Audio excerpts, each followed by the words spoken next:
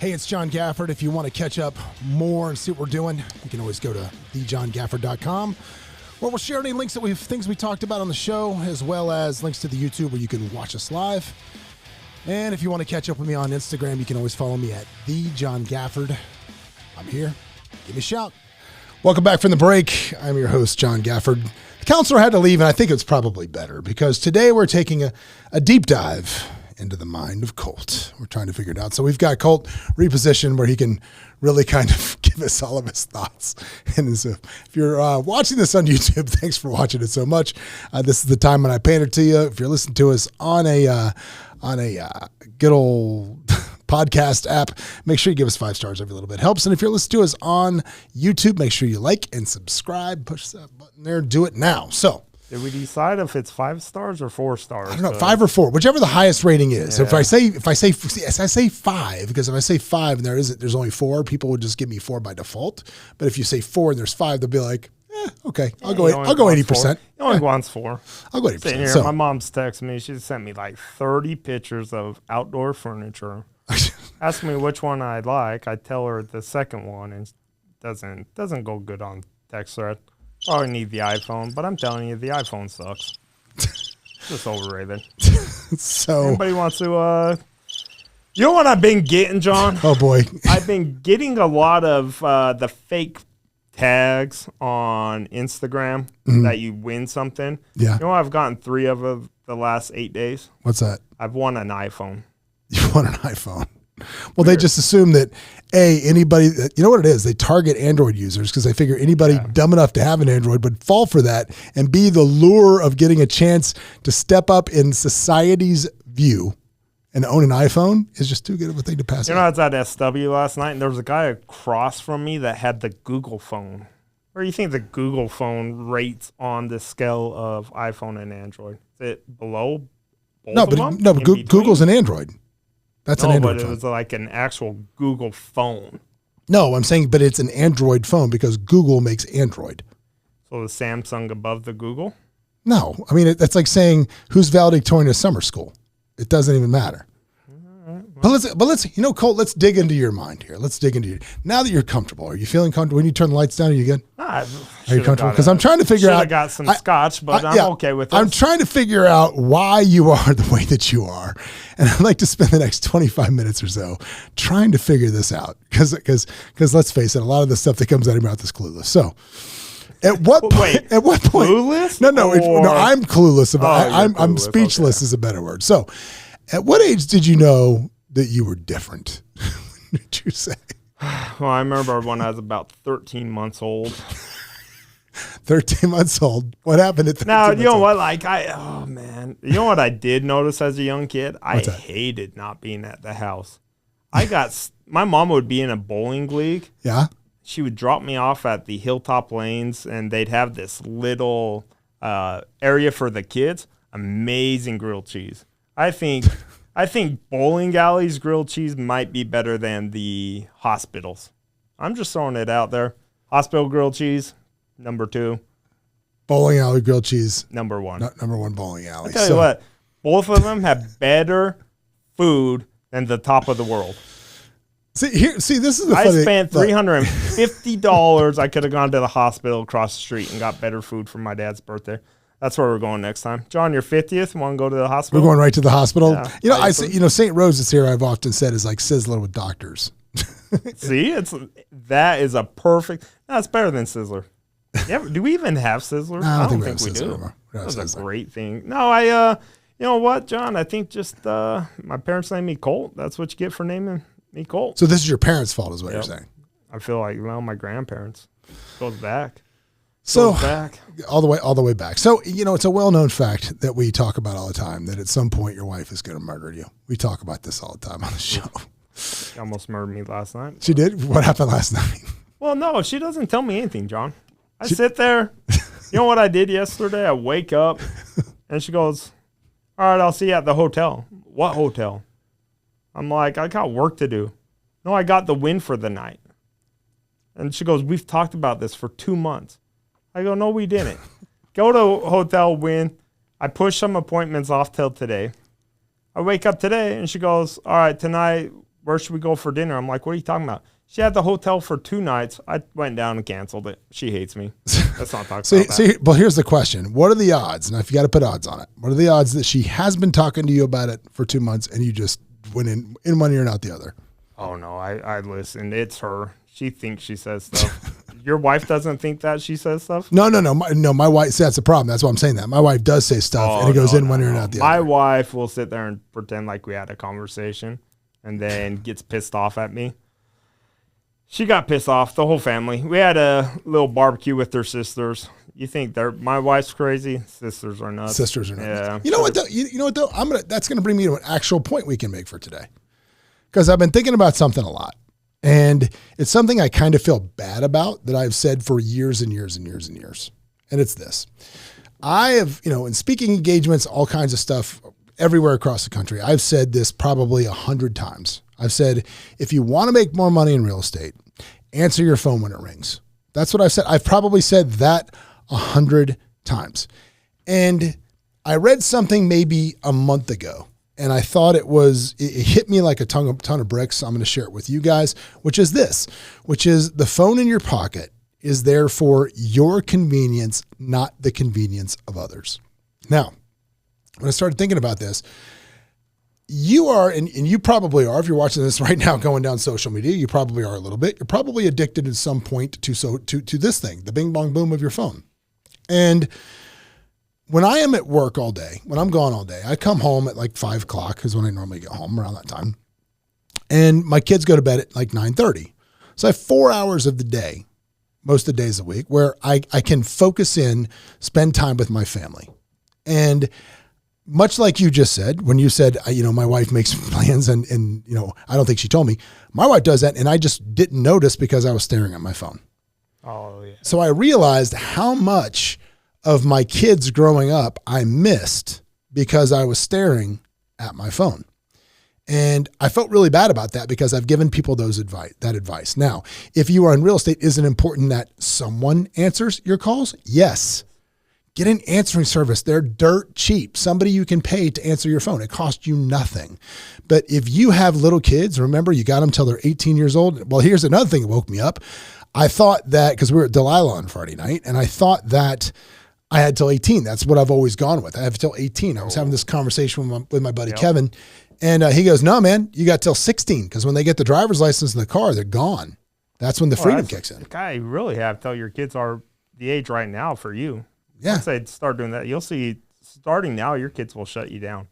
Yeah. They'll go sit in their room, stuff like that. I noticed that I was at the park the other day, and some guy's like, this is my only kid. Kid was probably about 18 months old, playing at the park. He was on his damn phone the whole time. Yeah. I'm like, dude, you have no idea how fast this goes. And it goes, my mentor getting into real estate was from a small little it was him and like 3 assistants. That's it. And he did stupid amount of business. And everybody say, what's your go-to? What's your go-to? He goes, answer your damn phone. Yeah. So there's a difference. I said the same thing. You sit there and it's like, okay, well, I can't be on my phone all the time. No, we're not saying about you can't be on your phone working. You're spending, I don't care who you are. Everybody's on social media. It's the bleed. It is just, it's an addictive thing. It is. It's designed to be that way. It's exactly designed by very smart people, smarter than us. One of the goals I have is my 50th birthday approaches, and we're leaving to go to Cabo on Friday, so this will be the last show. I'm going to social media, everything. No, we will, of course. So it'll be interesting to watch social media because my birthday party should be fun. But, one of the goals for as you reach these milestone birthdays, you try to set better goals for yourself and as you go on to the next thing. So one of those goals is to be the best version, obviously, as I can. And part of being the best version of myself is being the best man that I can, is really giving focus to my wife and my kids. That's something that's really important because I don't, if they're talking and I'm looking at my phone, I'm not focused on them. I'm focused at my phone. So now what I've started doing just as a habit, and this is my new good habit, is when I walk in my house, if I sit down somewhere, I throw my phone at least 6-8 feet away from me.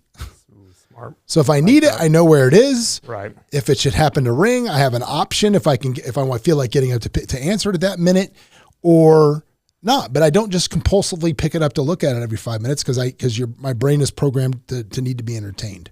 And I found since just doing that in the short amount of time that I've been doing it, the amount of focus that I have on my kids and the amount of focus I have on my wife has been dramatically increased. But not just that, but I find that we no longer are wasting Saturdays. We're no longer wasting those days off. It's like, okay, well, if I'm not entertained sitting here, let's go. Where are we going to go? Yeah. Let's go somewhere. Let's go do something.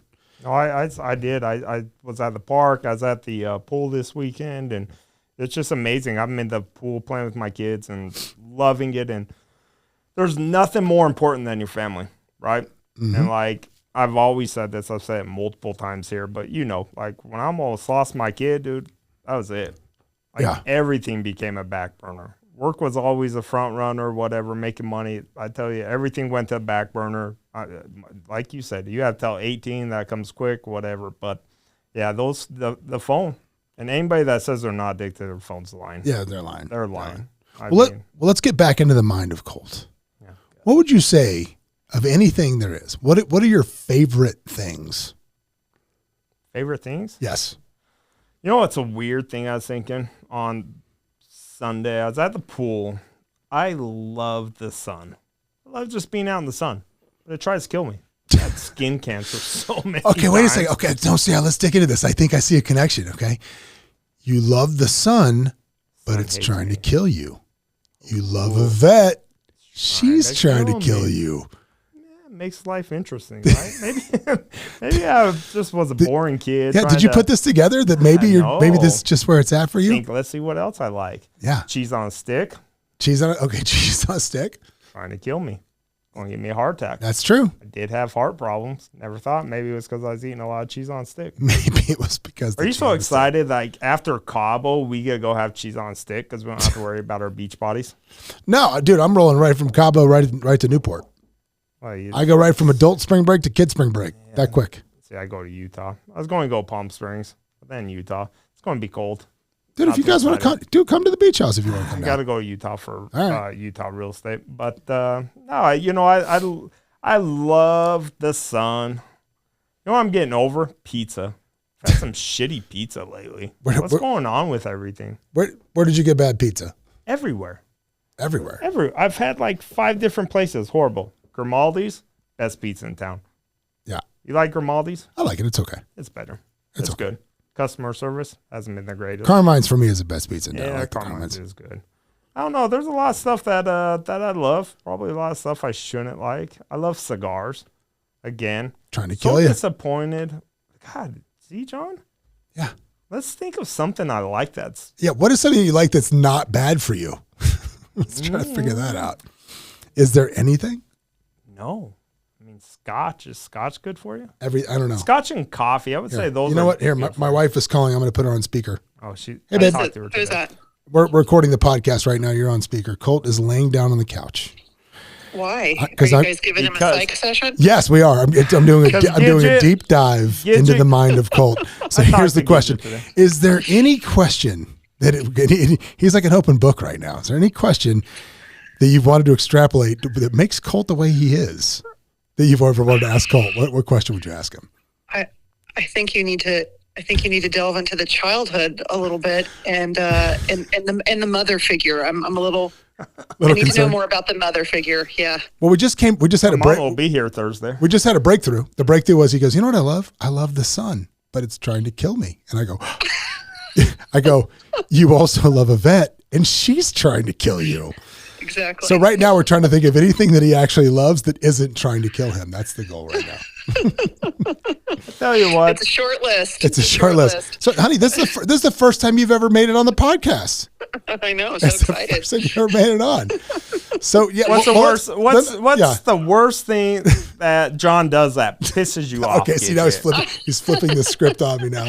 Uh-huh. So go ahead, honey. He's doing the reverse psychology on you. Yeah, he is. Well, you know what I just said. You'll appreciate. Does he leave dirty laundry laying around? No. We were just talking about the focus with the phone. Because he goes, Yvette's mad at me. He goes, because she booked a room at the Wynn, she said she told me about it. She didn't tell me about it.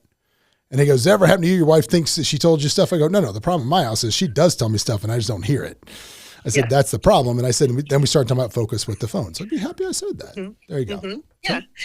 No, my favorite thing that you do is when you tell me that something happened and I'm sure I told you. No, I'm sure I told you. Oh, you're sure you told me that you bought a plane? You don't think at any point I would have remembered that? Consult her? No. I did. I told you about the plane. Yeah, no, the plane I didn't. After you bought the plane. That's right. I didn't tell you about the plane. I don't even know if I tell me about the plane, would buy it. But you were sure that you mentioned it. I'm afraid to buy tennis shoes without consulting you that. God, as John, well you should be. You bought a plane without talking to your wife? Maybe. I thought I had. I thought I had. Gidget, tell me that you took advantage of that. What'd you go out and buy? No, you know what, Colt? I didn't go buy anything. That's why he's hit the lotto. For sure. It really is. She could have gone out and anger purchased. She could have. She doesn't. I could have. She doesn't. I could have bought a matching plane, Colt, but I didn't. Get an all pink one. Pink one. I would trust your plane. Let's go do it. I'll find you one, even if it's a little 4-seater. Okay. Oh, it's a plan. See, We're doing it. Yeah, now Colt says he wants. Yeah, so I'll remember this when you're trying to board the plane on Friday, Colt. I'll remember this. I'm getting on Gidget's. Getting on Gidget's plane. Go ahead. But Colt, you must remember, I'm always the one that's sticking up for you. You know this. She is. Well, because she's smart. You guys because are hard on Colt. Yvette's not just going to kill one person. She's going to take out at least 3 or 4 people down to make a point. And Scott, John. Are you saying I'm going to be first or last on that list? No, I think you're safe. You're safe because you've always been nice. Okay. And you and Yvette could go grab a bottle of champagne and go get on the jet and fly off to Mexico together, and we'll be good. Well, we'll be dead. Sounds good. All right, I'll let you get back to it. All right, I'll be home later. All right, talk to you later. The nerve to go buy a plane and not talk to your wife about it. I thought I had. I thought we discussed it. Think that's not like, hey babe, I went and bought a new TV. We talked about it. Or I don't even know about a car. Like, what's the threshold of when you can do shit without telling your wife?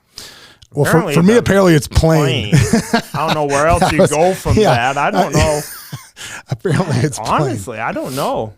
You know what? But no, after plane, I got to tell you, because she was pretty hot about the plane. Not because we got it, just because literally we didn't talk about it.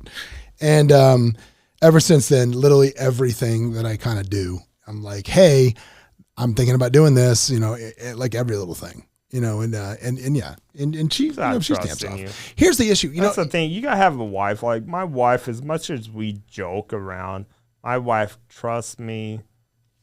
You know, with everything. Like I wouldn't have to discuss stuff, but she's always on board with everything. That's one thing. I think we did both luck out. Oh, totally. Marry good people, but she might kill me. But yeah, well, dude, I got to tell you, the one deal my wife has had a bad feeling about. The one deal where she was like, I don't know, I don't feel right about this, and I pushed through and did it anyway. That's the one I lost 7 figures on. So now, I consult her gut on all of this stuff. My wife met that guy once. Yeah. And she's like, who the fuck was this guy? He's a piece of shit. Fuck him, blah, blah, blah. And swear to God. Isn't that funny? Dude. She did a notary once for that guy and found out that you guys knew each other. And my wife has never once said one bad thing about anybody in 20 years of loans and stuff, except for him. Except for that. Isn't that wild? Yeah. Well, he had it coming. Dude, you just never know sometimes with people, and sometimes you go with a gut feeling. That's how it is. Dude, today, somebody told me, I'm not going to mention their names because I don't know, but I found out that one of a guy I used to do business with like 12 years ago is now potentially wrapped up in that Ponzi scheme that's going on. Really? Yeah, I heard that today, and I was like, oh, God, thank God I'm clear of him. That's it. Good Lord. You got to be careful taking partnership. Dude. I think we've talked about this before, but when you're taking a partner, your name's now tied to them. Even if you're building a real estate team, same thing. Anybody you bring on is now a byproduct of you, right? Like if somebody goes on your team and screws up, it's on you. It's the Gafford group that's for sure. up. It's not, Craig or whoever that screwed up. So I think the partnership's a big thing. I think a lot of people are doing a lot of crazy partnerships and not having them sorted out or planned out. I mean, I was with a guy the other day and he goes, you have partnership agreements? I go, yeah, on anything I do. Mm-hmm. And he goes, me and my partner don't have anything in writing. I go, oh, trust me. And he goes, yeah, I got screwed once before. Still has nothing in writing. Yeah, then that's on you if you get screwed again. You have it like I have in my Everything. stuff.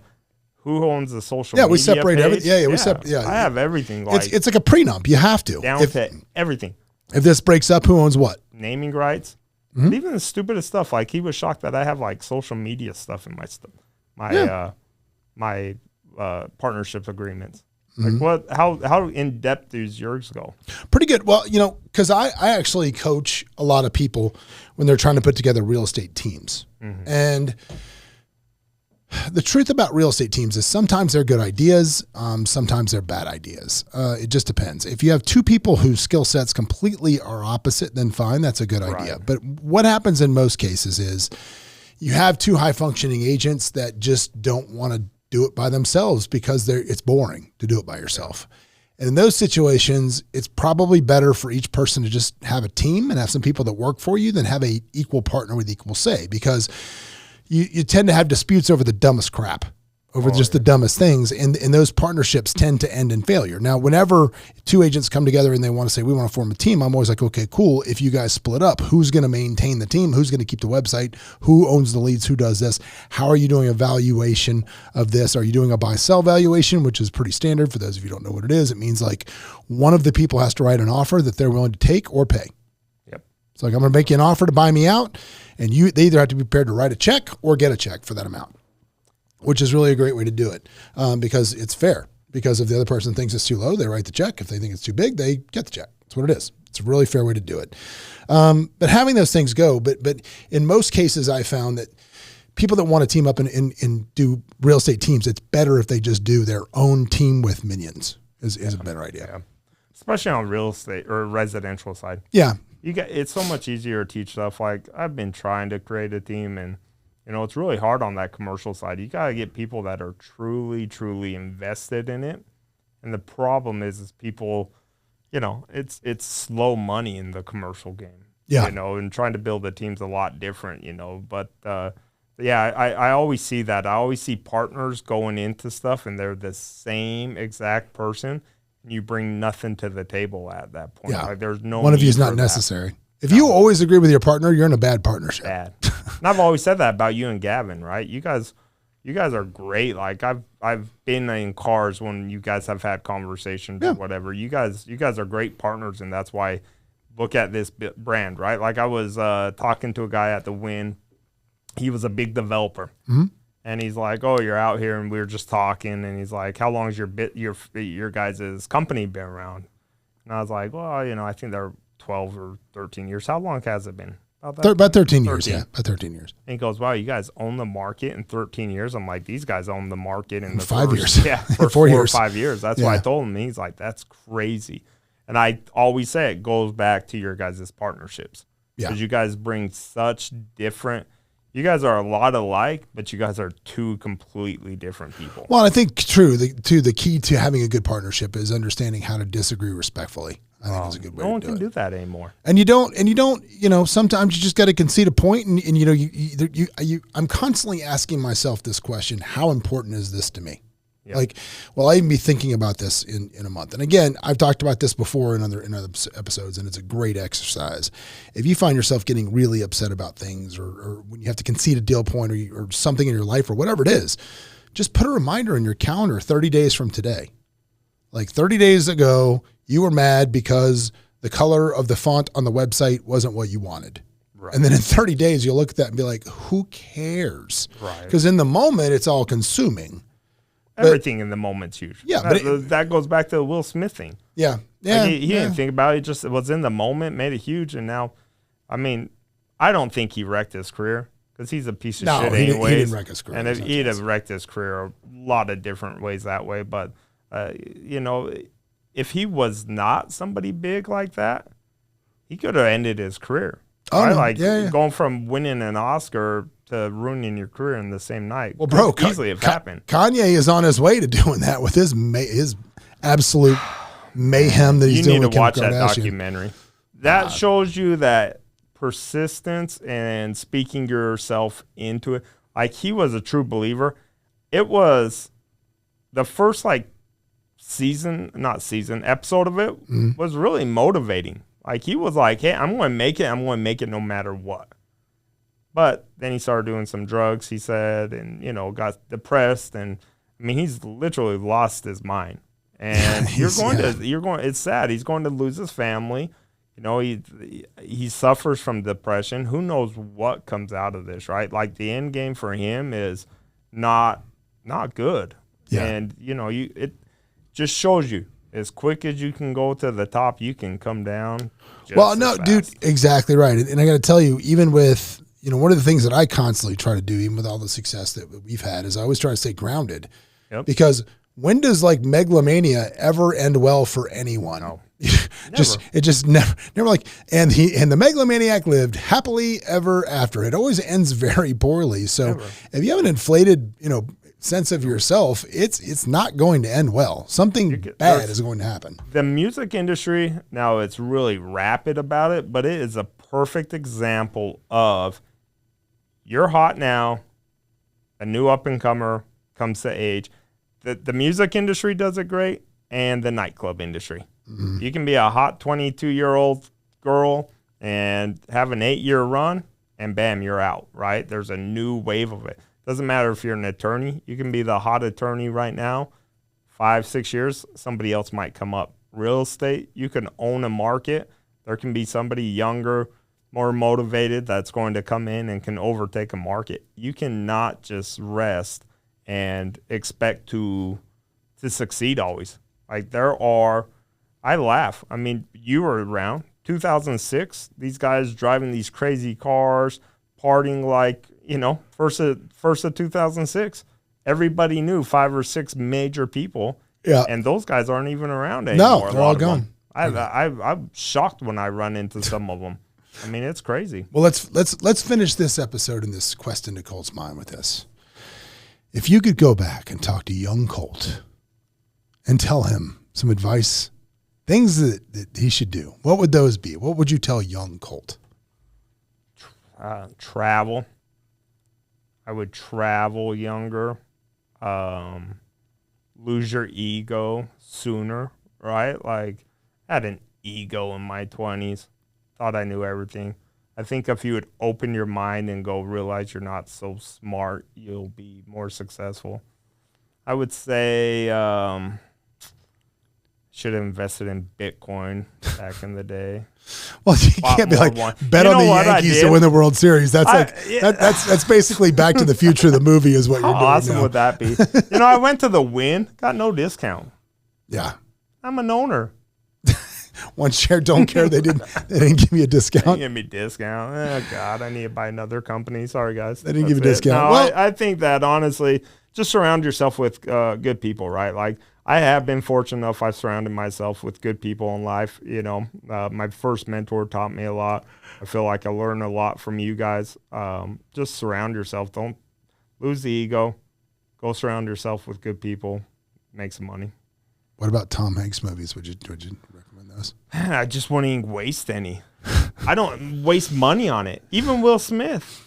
I've been to Will Smith's movies. I've been to Tom Hanks movies. I'm mad that I wasted that money. I mean, what's the stupidest thing you've ever bought in life? You can't beat what paying a movie to go to, or paying to go see Tom Hanks. That's the stupidest money I ever wasted. Name a way you wasted money. You know what? You haven't. In the small chance that Tom Hanks is one of the 3 people still watching this. Tom, we're sorry about Colt's the thoughts and feelings of Colt Amidan. Chet, you can suck it. I don't care Will about Smith? That guy. And he can suck it too. Yeah, he can. Well, I feel bad for Will Smith. I feel like I feel like he's Stockholm syndrome, man. I really think he does. But then what? Be a man. Get out of that relationship, I think that he's always. I mean, he straight up said that the whole Tupac thing in her has always weighed in his mind. I think that at some point in life, you either got to get over shit or move on. And I don't think a lot of people do that in their marriage and their business. Sometimes it's time to wipe away and kind of move on to a new venture. Yeah. Well, let's hope he takes your advice and moves on to a new venture, if you will. But If you're still watching this on YouTube, thank you. Hopefully, I feel like we should be talking quiet, like because you're probably asleep. And yeah, that's all I got for this week. We'll be on vacation next week. We will see you back real soon with more guests and more business topics. Better tans. Better tans. See you soon, guys.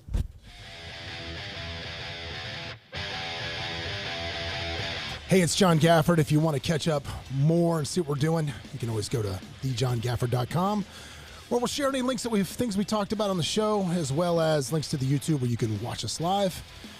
And if you want to catch up with me on Instagram, you can always follow me at thejohngafford. I'm here. Give me a shout.